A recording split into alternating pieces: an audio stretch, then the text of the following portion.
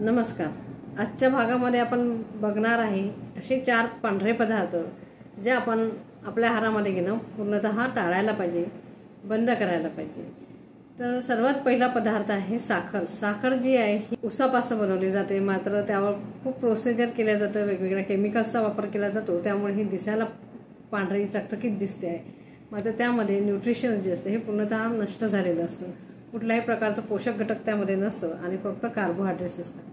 अशी साखर आपण आपल्या आहारात जर घेतली तर त्याने शुगर लेवल्स वाढणे, कोलेस्ट्रॉल वाढणे, वजन वाढणे तसंच हृदयासंबंधित आजार होण्याची शक्यता फार मोठ्या प्रमाणात असते. आणि म्हणून निरोगी राहायचं असेल तर ही साखर आपण घेणं पूर्ण टाळायला पाहिजे, ज्याला पांढरं विष सुद्धा म्हटलं जातं.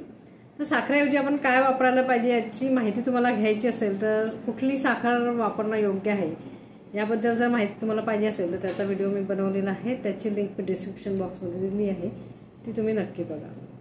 दुसरा हा पांढरा पदार्थ आहे दूध. दूध हा संपूर्ण आहार मानला जायचा, सर्वोत्कृष्ट पोषक आहार मानला जायचा.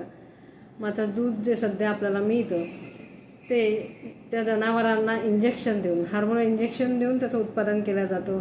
त्यामध्ये वेगवेगळे केमिकल्स वापरले जातात, प्रोसिजर केल्या जाते, पाश्चराइज केलं जातं.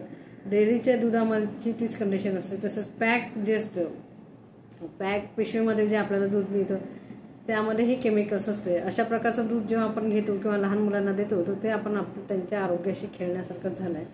अशा प्रकारचं दूध न घेतलेलंच बरं. त्याऐवजी दुसरे काही प्रोटीन सोर्स आहे, कॅल्शियम सोर्स आहे, ते आपण मुलांना देऊ शकतो. जसं तीळ आहे, डाळी आहे, कडधान्य आहे, ड्रायफ्रुट्स आहे, याचा वापर करा. मात्र दूध वापरणं पूर्णतः बंद करा. कारण हे एक जर नियमित तुम्ही दूध घेत आहात किंवा लहान मुलाला देत आहे तर एका प्रकारचा विष आपण घेतो आहे. पांढरा घातक पदार्थ आहे मैदा. मैदा गव्हापासून बनवला जातो, मात्र गव्हावर खूप सारी प्रोसिजर केल्या जाते. गव्हाचे वरचे सालं काढल्या जातात, त्यातलं फायबर काढलं जातं आणि आतमधला एंडोस्पर्म जो राहतो त्याला मैदा म्हणतात. आणि मैदा जो आहे हा फार स्वस्त मिळतो आणि म्हणून त्याचा मोठ्या प्रमाणात वापर केला जातो. त्यापासून समोसा, कचोरी म्हणा किंवा ब्रेड, टोस्ट, खारी बिस्किट आणि सगळ्यात जास्त वापरलं जातं ते केक. यामध्येही मैदा मोठ्या प्रमाणात वापरला जातो. या मैद्यामध्ये कुठल्याही प्रकारचे न्यूट्रिएंट्स नसतात, पोषक घटक त्यामध्ये नसतात. त्यातला त्यात हा जो मैदा आहे हा पचायला फार जड असतो आणि यामुळे आपलं पचनतंत्र बिघडतं. त्याचा परिणाम आपला मेटाबॉलिझम होतो आणि मेटाबॉलिक डिसऑर्डर होत असते. आणि म्हणून जर निरोगी राहायचं असेल तर आपलं पचनतंत्र मजबूत पाहिजे आणि हा मैदा आपलं पचनतंत्र कमजोर करण्याचं काम करतो. म्हणून हे पांढरा विष घेणं आपण टाळायला पाहिजे.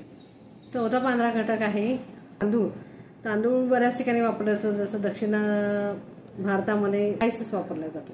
मात्र खूप जास्त पॉलिश तांदूळ असतो त्याचा वापर आपण नाही करायला पाहिजे, कारण त्यावरही खूप मोठ्या प्रमाणात प्रोसिजर केली जाते. त्यावरचं साल काढलं जातं, टर्फल काढले जातात, त्यातले न्यूट्रिएंट्स जे आहेत हे नष्ट होत असतात आणि जो उरतो तांदूळ तो पचायला जड असतो. त्यातलं तर त्यामध्ये न्यूट्रिशन काही नसतं, फक्त स्टार्च असतं आणि हे स्टार्च जे आहे हे शुगर लेवल वाढवायला, कोलेस्ट्रॉल लेवल वाढवायला, तसं वजन वाढवायला आणि हृदयासंबंधित आजार निर्माण करण्याला कारणीभूत ठरत असतं.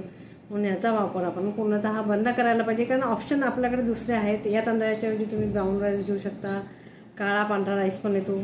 तसंच भगरचा वापर आपण राईसच्या ऐवजी करू शकतो. बऱ्याच ठिकाणी मिलेट्स जे आहे, कुडो मिलेट, सावा मिलेट, याचा वापर तांदळाच्या भाताच्या ऐवजी करतात. त्याचा वापर करणं सुरू करा आणि आसपास नसलेल्या 4ही पदार्थांचा वापर करणं तुम्ही टाळा, बंद करा. नक्कीच एका महिन्यात तुम्हाला त्याचे परिणाम दिसून येतील.